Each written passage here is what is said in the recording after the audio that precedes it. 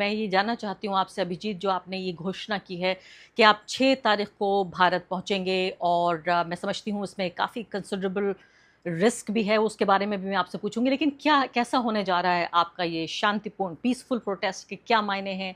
कौन लोग इसमें शामिल होंगे? किन लोगों को आप आह्वान किन लोगों का कर रहे हैं? किन को बुलाना चाहते हैं? क्या इसमें ये छात्र ही हैं? क्या इसमें सिर्फ़ बेरोज़गार लोग ही हैं? क्या इसमें सिर्फ़ वही लोग हैं जिनके नाम पर ये डिजिटल मूवमेंट बना?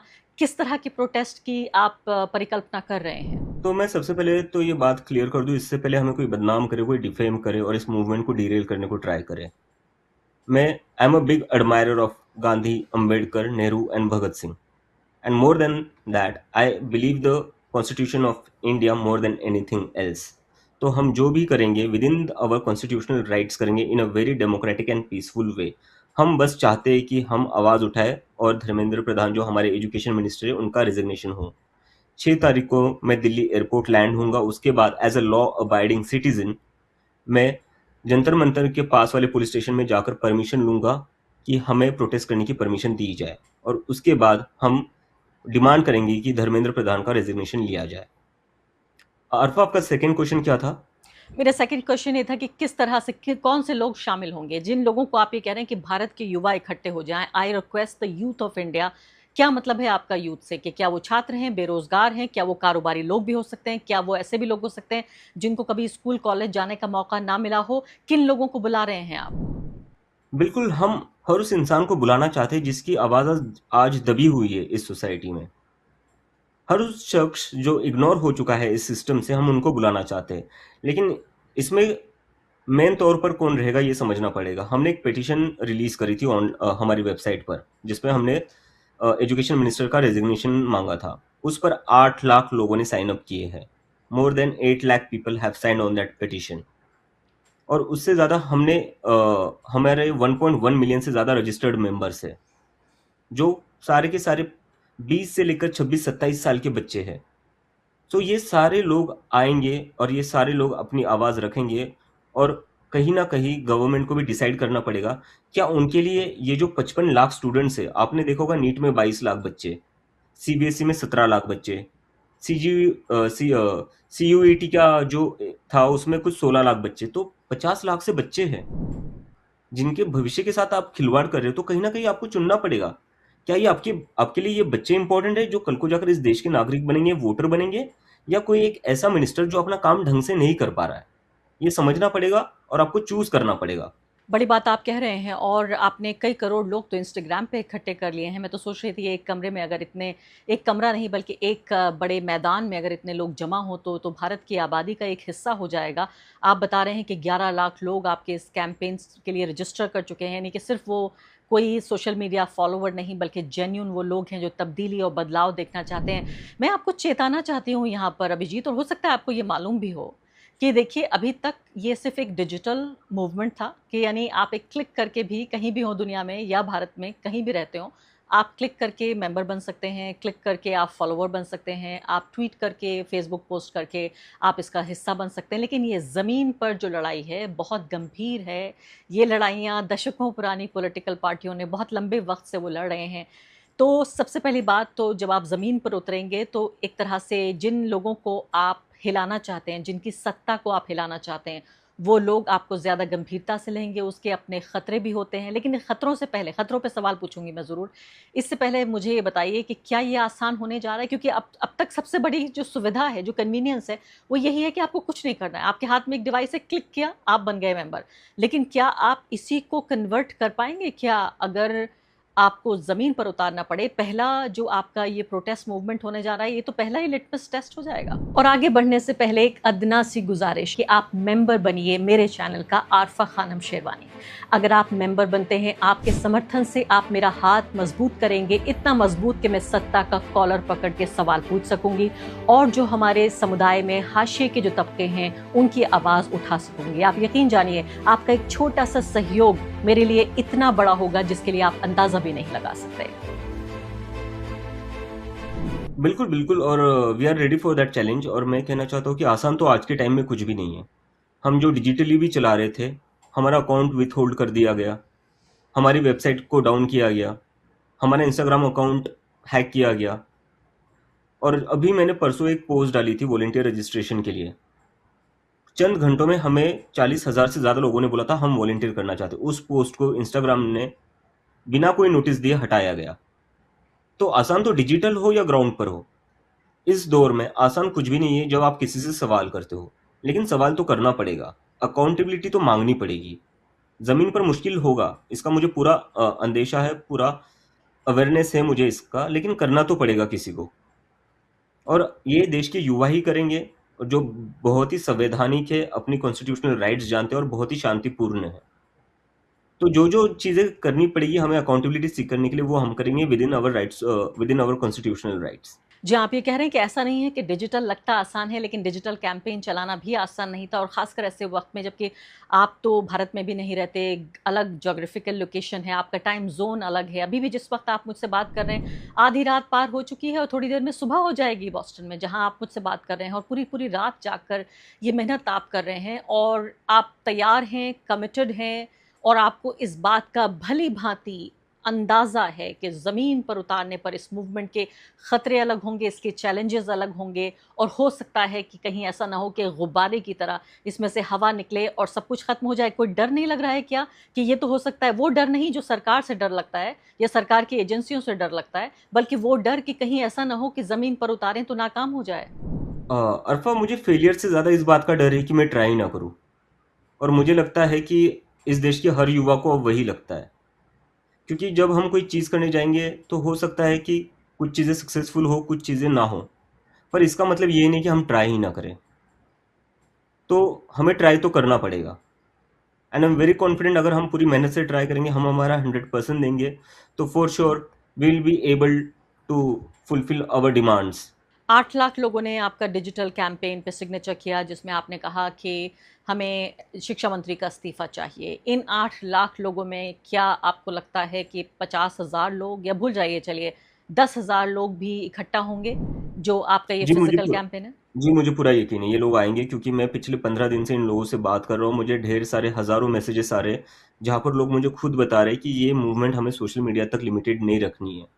हमने ये मूवमेंट बहुत ही सीरियस इश्यूज़ को लेकर जॉइन करी थी, और हम चाहते हैं कि आप ग्राउंड पर सीरियस इश्यूज़ लेकर आएँ। इसे प्लीज़ सोशल मीडिया तक लिमिटेड ना रखें। तो ये तो वही लोग कह रहे थे जो हमें इंस्टाग्राम पर फ़ॉलो करते हैं, और जिनके बारे में ये कहा जा रहा है कि ये तो बस इंस्टाग्राम पर ही आएँगे और ज़मीन पर नहीं आएँगे। आपसे बात करने से ठीक कुछ मिनटों पहले संजय सिंह, जो आम आदमी पार्टी के नेता हैं, उनका एक ट्वीट देख रही थी कि वो शायद उत्तर प्रदेश में लखनऊ में हैं, अगर मैं गलत नहीं हूँ। उत्तर प्रदेश में किसी जगह पर वो बातचीत कर रहे हैं, एक हॉल है जहाँ पर वो बैठे हुए हैं, और छात्रों के यही मुद्दे जो आप उठा रहे हैं, उसी तरह के मुद्दे उठा रहे थे। पुलिस ने आकर उस बंद कमरे में उस आवाज़ को भी बंद कर दिया। क्या आपको लगता है कि आपका पीसफुल ये जो प्रोटेस्ट है, ये कामयाब होगा? क्या पुलिस होने देगी? अगर आप दिल्ली में करना चाहते हैं, तो क्या दिल्ली पुलिस सहयोग करेगी? मुझे तो लगता है कि कॉन्स्टिट्यूशन के हिसाब से तो करना चाहिए, कोई दिक्कत नहीं होनी चाहिए। क्योंकि प्रोटेस्ट करना इस देश में कब से गलत हो गया? ये प्रोटेस्ट ही थे जिसने हमें आज़ादी दिलवाई। ये प्रोटेस्ट ही थे जिसके बाद हमें इमरजेंसी जैसे सिचुएशन से बाहर निकल कर हम आगे बढ़े। तो इस देश में प्रोटेस्ट करना कब से गलत हो गया? और जबकि हम बार बार कह रहे हैं कि हम जो भी करेंगे within our constitutional rights करेंगे, and in a very peaceful manner करेंगे। तो मतलब सरकार को जो एक्शन लेना है वो ले लेंगी, और उससे पता चलेगा कौन कॉन्स्टिट्यूशन फॉलो कर रहा है और कौन नहीं कर रहा है। हम तो पूरी तरह कॉन्स्टिट्यूशन के हिसाब से चलेंगे। Now the ball is in their court. बिल्कुल। अब मैं आ जाती हूँ जो ख़तरे जुड़े हुए हैं, जो गंभीर ख़तरे इस पूरे काम को लेकर जुड़े हुए हैं। मैंने अख़बार में एक रिपोर्ट पढ़ी कि आपकी माता जो हैं, आपकी माँ, वो अनसेफ़ महसूस कर रही थीं और फिर उनको अलग जगह पर शिफ्ट किया गया। पहली बात तो क्या ये बात सही है कि वाक़ई आपके घरवालों तक पे बात आ गई है? मैंने आपके ये भी ट्वीट देखे थे, आपको जान से मारने की न सिर्फ़ कि धमकियाँ यानी टेक्स्ट मैसेजेस आ रहे हैं, बल्कि बाकायदा आपकी जो है जान को ख़तरा है। लोग वीडियो मैसेजेस रिकॉर्ड करके भेज रहे हैं कि जीने नहीं दूँगा और इस तरह की चीज़ें।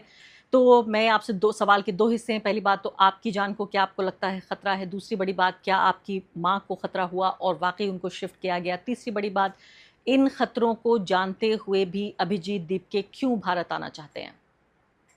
तो ये बात बिल्कुल सही है। मुझे काफ़ी सारी धमकियाँ मिली है।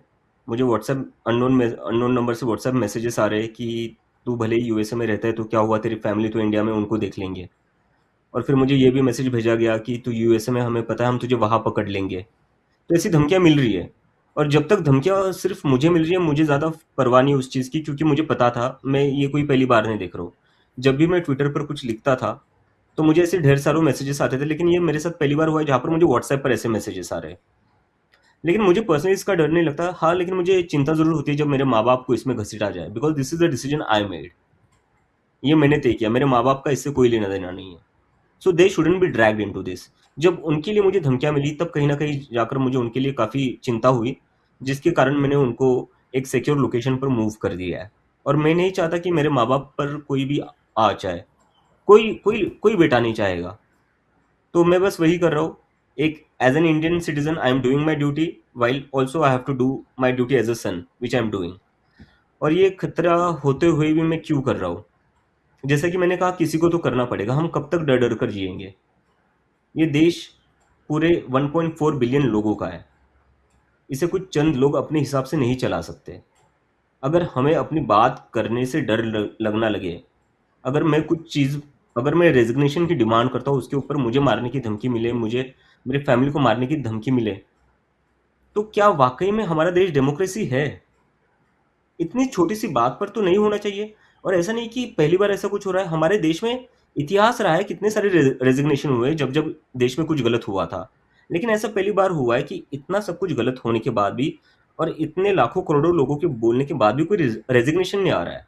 उल्टा ये हो रहा है कि जो रेजिग्नेशन मांग रहा है, उसको जान से मारने की धमकियां मिल रही है।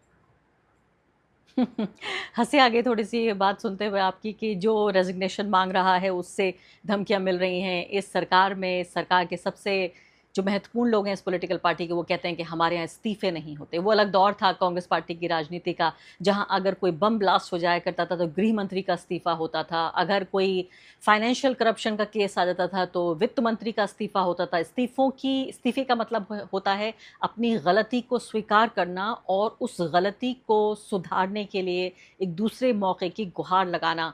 ऐसे वक्त में अभिजीत, जबकि बीजेपी, अब देखिए सरकार में तो बीजेपी है, हमने इस पूरे अभी तक आपसे 17-18 मिनट से मैं बातचीत कर रही हूँ, मैंने एक बार भी बीजेपी का नाम नहीं लिया, हम सरकार कह रहे हैं, लेकिन ये सरकार का जो सबसे महत्वपूर्ण पार्टी है वो बीजेपी है, जो हर जगह चुनाव जीत रही है। देश के 80% जो भौगोलिक क्षेत्र है, जो जोग्राफिकल एरिया है, उस टेरिटरी पर इस वक्त बीजेपी का कब्जा है। तो ये अच्छी तरह आपको मालूम है कि अगर आपकी कोई भी डेमोक्रेटिक फाइट, चाहे आप कितने भी उसको लोकतांत्रिक संवैधानिक नाम ले दें, वो राजनीतिक रूप से और चुनावी रूप से भाजपा उसको अपने लिए चैलेंज मानेगी।